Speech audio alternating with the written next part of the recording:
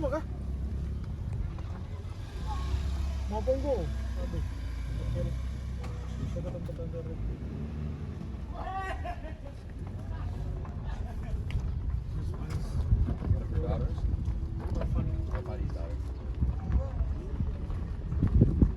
Hello, Mister. Hello.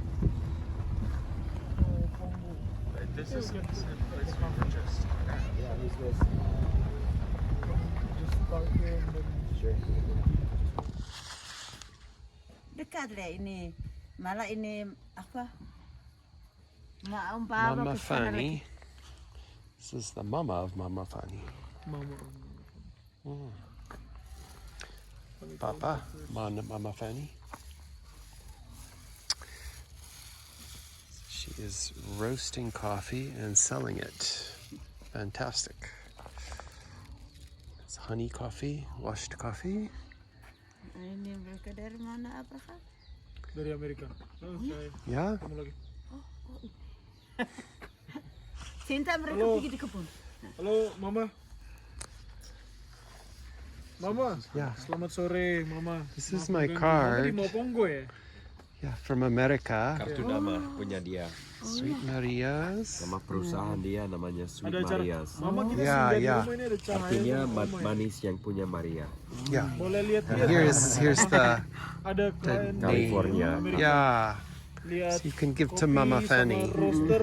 Okay. Mesin roasting. Oh untuk Buat titip kenangan, Iya, kenangan aja itu kenangan nanti dengan namanya. Sayang sekali Mama, Iya, iya, Mama iya. nggak ada di sini. Yeah. Nanti kita ketemu ya Mama ya. Not Maria's. Tidak apa-apa Mama. dia memang tutup dia ni anak. Chili that's healthy. Oke, terima kasih Mama. Halo. So we're visiting Mama Fanny, and that is Mama Fanny's mama. So Mama Fanny. And this is in Bay Poso village in Bajawa region of Flores.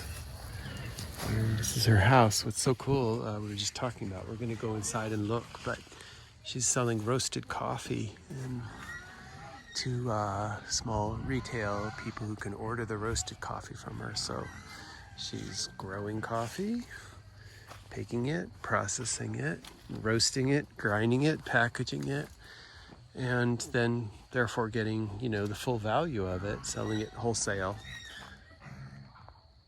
So of course, being me, and there's pigs, I gotta go see them and pet them.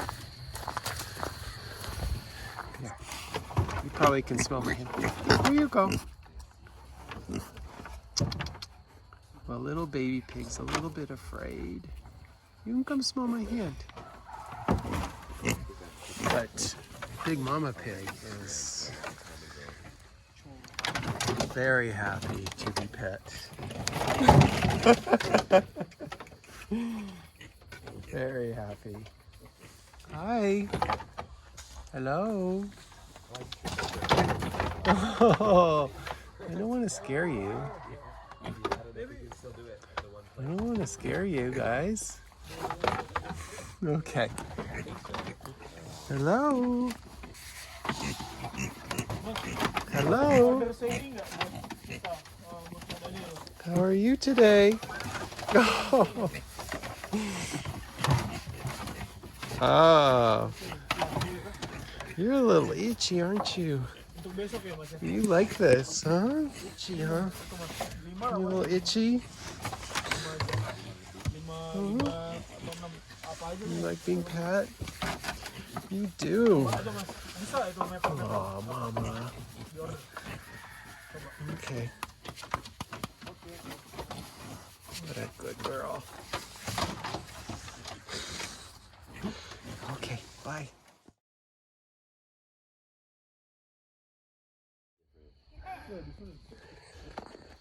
Hey guys. Hello.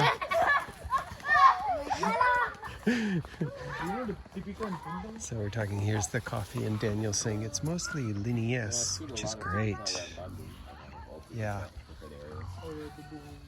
And it certainly does look like it. Linnaeus, very long leaf, brown, narrow leaf, kind of typical look. Can we see the roasting machine? Yes, yes. Oh, do we go this way? Go through the farm. Okay. Yeah.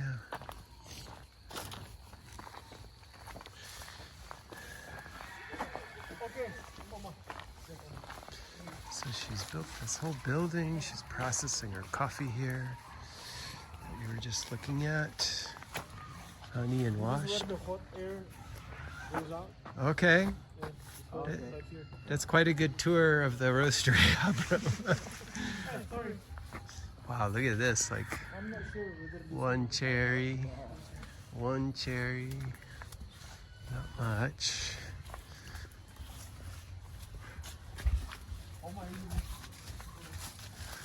Ooh. These are some pretty old Linnaeus. See the trunk there. It's a good 20-30-year-old cherry. There's Papa. Ah, thank you. Terima kasih. This is the warehouse, the speakers. Oh, nice. It's really beautiful.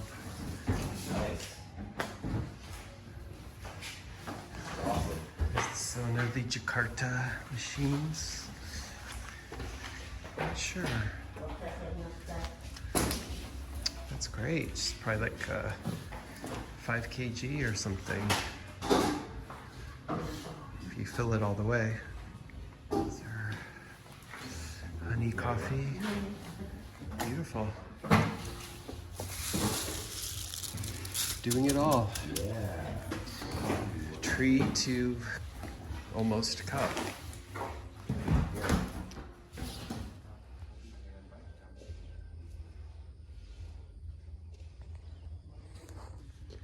This is basically just a drying station in Flores. These are all different lots of honey coffee. They're laying out different wet hulled lots of green bean to dry. And sort of going around all day.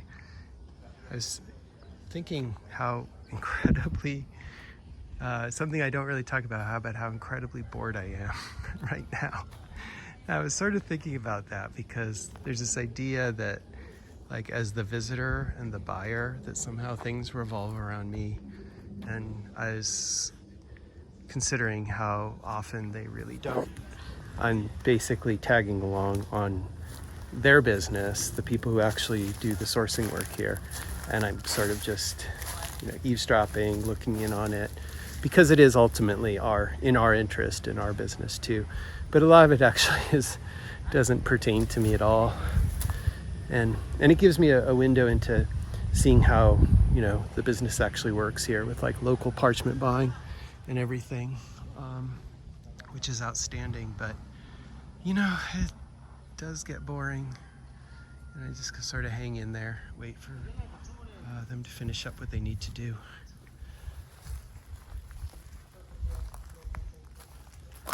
Right now, they had some coffee that was laid out here. It was hauled to green bean, and then there was 2 weeks of more intense rain, and the coffee is basically damaged, and they're trying to recover that coffee. It was quite a large amount of coffee that was damaged, and it's sort of human error on judgment to haul that coffee with the really uncertain weather, but it's also just bad luck. Weather everywhere this year has been really weird. I think it just underscores some of the risks with coffee production. Things don't always work out, and you can take a big loss, and then you've got to find a market for that coffee. And I feel for these guys trying to deal with that. I think the guy that manages this station that's on the ground really is responsible, and I feel bad for him. At the same time, what to do with moldy, defective coffee isn't really you know, why I travel. So just be patient and wait. We're gonna head up to one of the really cool peaks soon, see the farms up high there, which is really beautiful, and make a couple other visits to people that I've visited before here. And that's coffee travel. Sometimes extremely boring, requiring just patience.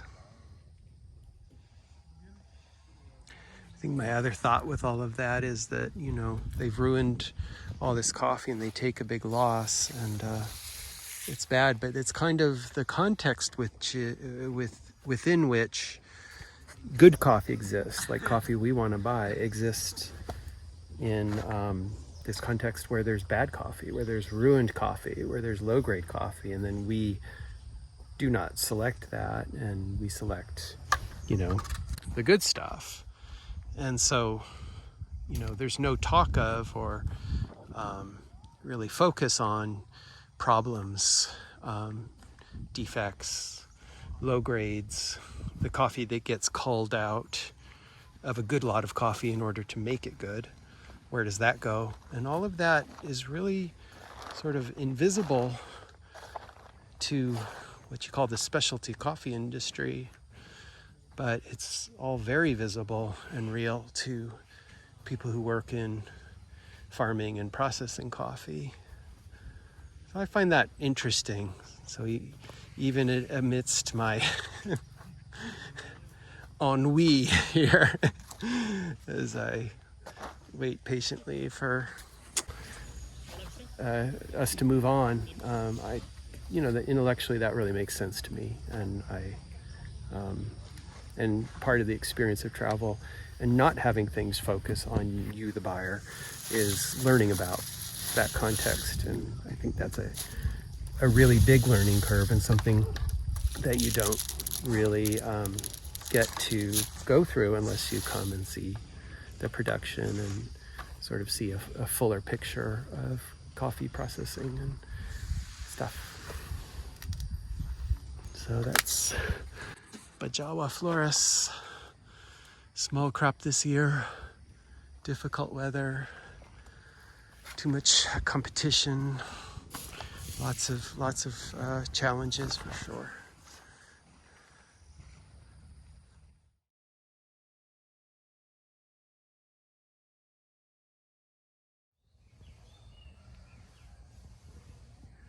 This is actually a coffee tree. Can't say how old it is, maybe a year, maybe 3 years. This is, believe it or not, a coffee farm of sorts. I just wanted to get a little video of this because it kind of shows what coffee's like when you just sort of plant it and do nothing. And that it's really the production of the plant, and the fact that there's coffee to harvest is really about the intention behind it and the work behind it. The plant itself doesn't just produce coffee. Well, it does, it just produces a little or nothing. I'll bet you, well, there's still some production in this area. It's kind of tapering off in Flores, but Bajawa, the fact is I just think I found the only coffee cherry you're gonna find here. There it is. Nope, I see another one. There's one more. So you got 2 cherries. Oh, I see one more. There's 3. There's 3 coffee cherries being produced on this plot. And it's because the person did it, but doesn't really, you can assume doesn't really want coffee, doesn't really have time for the work. And I can see from the other part of their plot, they're doing other things. They have some animals, and those are boxes for fish. So you have some land, you just put some coffee in the ground, it grows, you get some seedlings, and this is what happens. But for me, I always try to bring the emphasis back to, like, it's not the terroir and the variety, and like as if coffee just happens by itself. It's really about people's work that makes even the plant produce coffee. So here I think I'd say there's a bunch of problems. There's too much shade. So unfortunately, this isn't on a hillside. It doesn't have any sort of facing the sun exposure. So being on a flat parcel, you need to manage the shade and get more, cut it a bit, trim it, get more light in here. And then you're gonna have to trim the coffee plants. You're gonna have to prune. And you're gonna have to give them some nutrition so they produce coffee as a fruiting, flowering plant. That process takes a lot of energy for a plant. And so it needs a lot of organic material. So coffee by default kind of ends up with this. And most of what you see is really old coffee that's been kind of essentially abandoned. And then you see plants like this that have a couple of leaves on them, a single cherry, like this. And in this case, it's kind of, well, for me, a little unique to see coffee that wasn't planted that long ago, but just has received no care and attention and no management of the environment around it. And, you know, I remember a place I was in Indonesia, like one of my first trips to Indonesia many years ago in Sumatra, and there was a farm that was totally abandoned, and the coffee, it wasn't abandoned actually, it was just not cared for. And the way they do the cut, it's this kind of, they top the tree and it creates this big open space in the center of just branches with no leaves. And then the branches were sloping down onto the ground, and to walk between the plants, you were just like walking on the coffee branches. It was kind of cool, but you know, at that time I was like, well, hey, why would this person do this? Why aren't they trying to get some production? And the guy who was showing me around then was like, well, they're probably old and they're not interested. They don't want a lot of production. And I was like, okay, that's fair, you know. But again, that kind of seeded that idea that the farm really expresses what people want from it, and it's their work that makes the difference between one coffee farm and another. And so this reminds me of that too.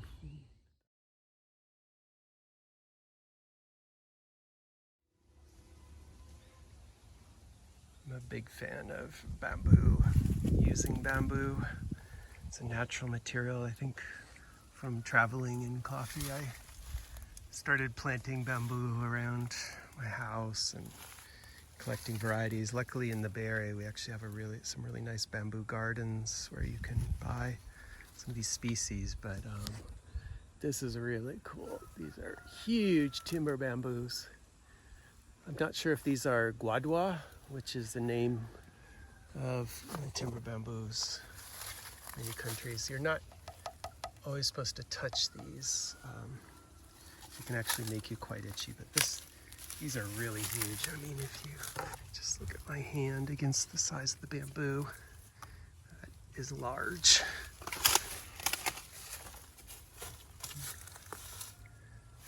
And I'm really intrigued by these. These are the skins that come off, and even this amazing material you could use. And they use all kinds. They're harvesting pieces over here. The coffee beds are made out of them. A lot of bamboo is not so good for construction and other uses because the walls are very thin. And of course on the young culms, the walls will be thin, but they will thicken over time. But these are, oh, that's probably not a good example, but these are quite thick, so you can see people have been in here harvesting. And these must be, oh my God, 90 feet, 100 feet. I really don't know. It's just beautiful.